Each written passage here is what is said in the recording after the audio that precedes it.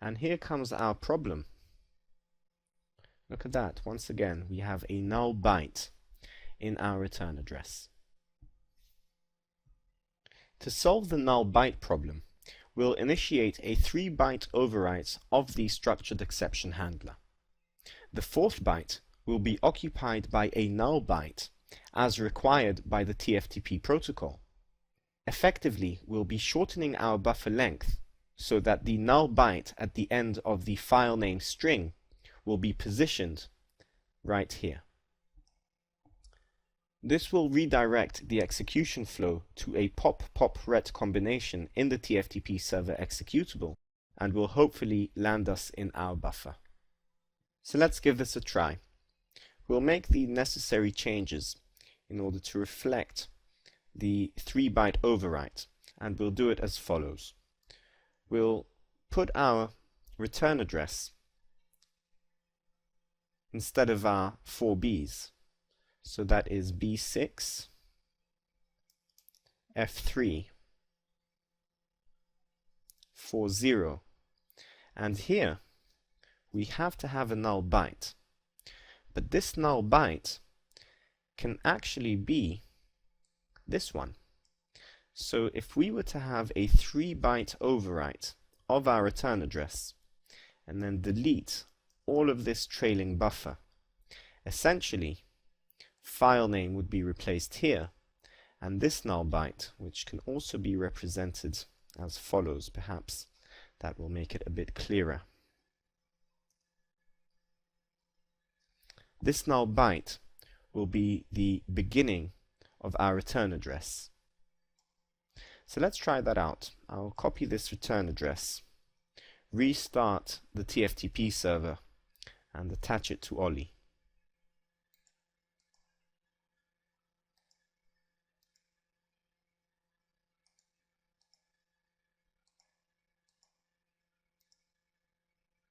And before we send our payload, let's put a breakpoint at our pop-pop-ret return address.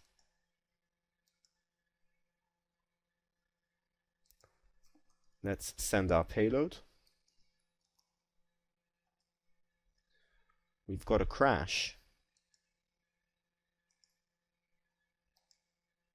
Our structured exception handler is pointing to the address it should, so Shift F9 will allow the exception to occur. And we've hit our return address. Notice that at this position we have a bit more buffer left. Usually we'd have all the 41s here, but since we shortened our buffer length, we only have 4 bytes in order to execute our evil deeds. So this might turn into a bit of a problem. Let's take the jumps, F7, F7. We'll return to this address,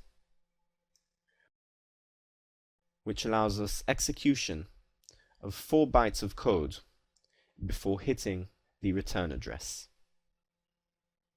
Similarly to the previous module, we'll need to figure out how to get out of this very tight corner.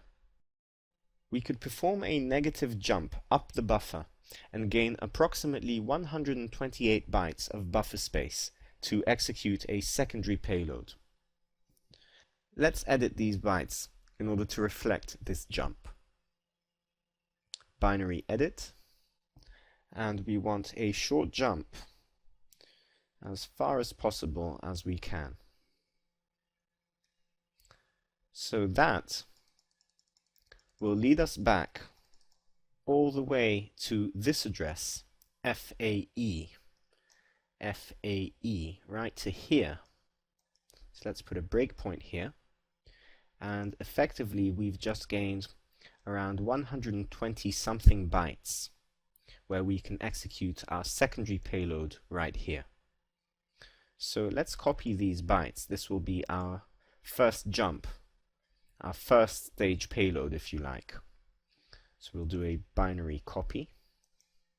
We'll take the jump with an F7. You can see that we're taken 120 something bytes up our buffer. And now if I continue pressing F7, I'll be executing a secondary stage payload over here. Let's take a look at the stack after the crash.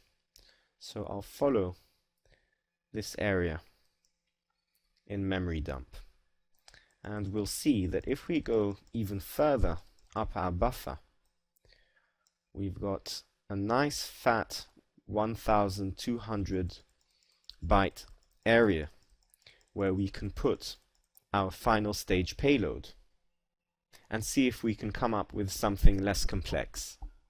A small trick to jump up and down our buffer can be found in the FRAC 62 article, originally written by Aaron Adams. Let's take a look at this shellcode.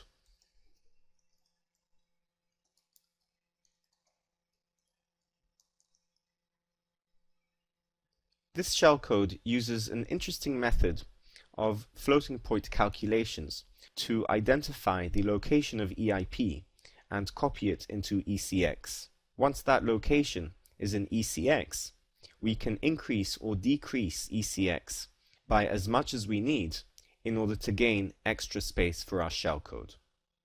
In this example, we'll be jumping back 512 bytes. So let's compile this code and put this second stage shellcode in our exploit. I'll be compiling it with NASM.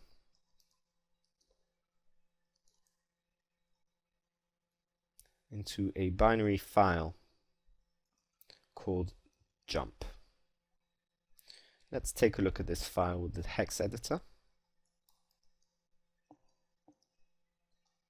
And this is the shellcode that will take us back 500 bytes into our buffer. Let's copy this into our exploit. And while we're at it, we won't forget to insert our first short jump back into the buffer. So let's quickly do both of those.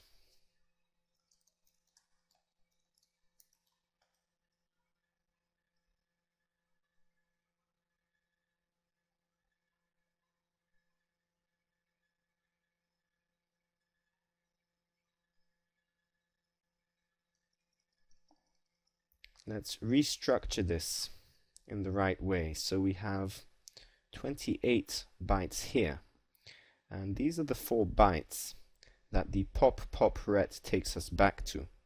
So if we put EB D0 and a couple more nops for padding, we should be taken back into the buffer 120 something bytes, and that should be alright. So that's our first stage payload. Let's set up our second stage payload. This jump will be taking us back into our buffer, approximately 46 bytes back. So let's create a small canvas which will be 100 bytes long. And these 100 bytes will include NOPs,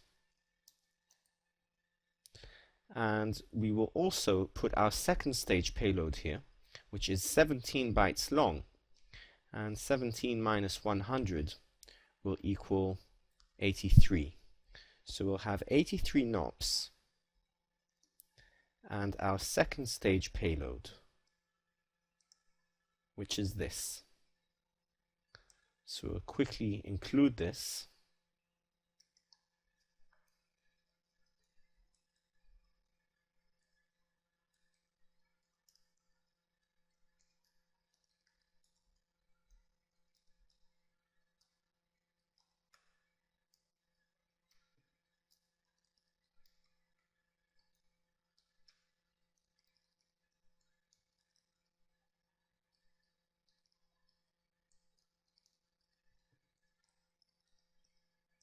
And I think I saw 1 byte at the end, which wasn't included, the E1, correct. We shouldn't forget that one. So we just need to add it right here. And this should be good to go. So once again, our first payload will send us 46 bytes somewhere here into our NOPs.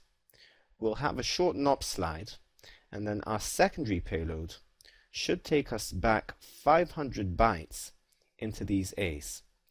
Let's replace these A's with breakpoints so that we can follow the execution in a more clear manner. I'll give our shellcode a last fix right here, and we should be good to go. Let's send this payload to our TFTP server.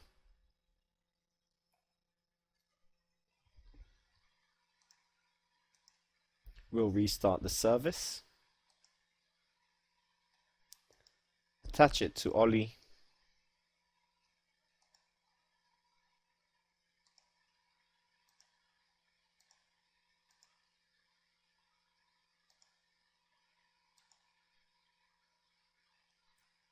place our breakpoint,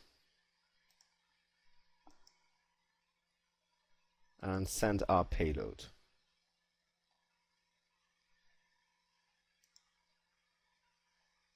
We've got our crash. We see that we overwrite the structured exception handler with our return address. Shift F9 will take the exception. We land at our pop ret.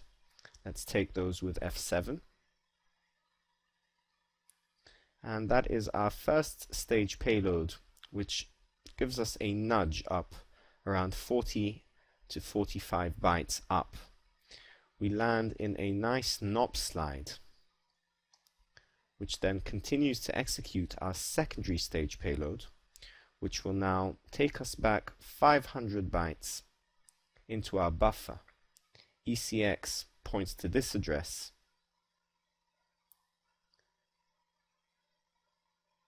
FDD5. FDD5 should be around here. So let's put a breakpoint there.